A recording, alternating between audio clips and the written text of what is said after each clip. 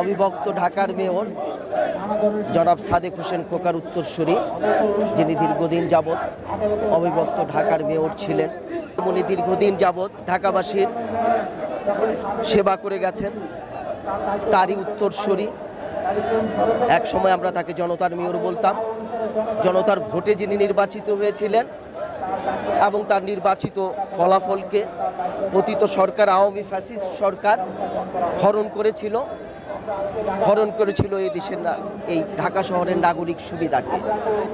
এই নাগরিক সুবিধাকে গিনিপিগের মতো একটি পর্যায়ের মধ্যে নিয়ে গেছে, নাভিশ্বাস হয়ে গেছে। নাগরিক যে সুবিধাগুলো, সেই সুবিধাগুলো দিতে পারেনি, কারণ পতিত সরকার যা হরণ করা হয়, যা লুটতরাজ করে নিয়ে যাওয়া হয়, তারা কখনো জনগণের সেবা দিতে পারে না।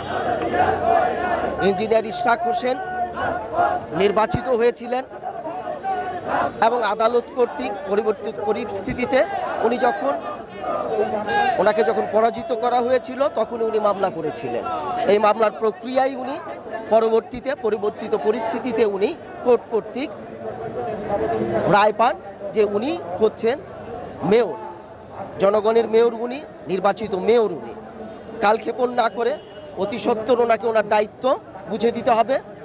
দায়িত্ব বুঝে দিয়ে যে জরাজীর্ণতা, যে দুর্বৃত্তায়ন চারদিকে হচ্ছে, এখান থেকে নগরবাসীকে পরিত্রাণ দেবেন। আমরা চাই এনজিআর নগরবাসী হিসেবে আমাদের প্রাণের দাবি, আমাদের একমাত্র দাবি, ওনাকে ওনার দায়িত্ব বুঝে দেওয়া হোক। উনি শপথ গ্রহণের মাধ্যমে ঢাকা মহানগরের দক্ষিণ এই সিটি কর্পোরেশনের দায়িত্ব উনি বুঝে নেবেন। দায়িত্ব বুঝে নিয়ে উনি নগরবাসীকে স্বস্তি দেবেন এবং নগরবাসীর যেই অধিকারগুলো আছে, এই অধিকারগুলো প্রতিষ্ঠিত করার জন্য ওনার পিতার মতো উনি নিরন্তর সংগ্রাম করে যাবেন, সেবা করে যাবেন। ধন্যবাদ সবাইকে। আবারও আহ্বান করছি, ওনাকে ওনার দায়িত্ব বুঝিয়ে দেওয়া হোক, অনতিবিলম্বে ওনার দায়িত্ব বুঝিয়ে দেওয়া হোক ওনাকে। আমরা সবাই শপথ চাই।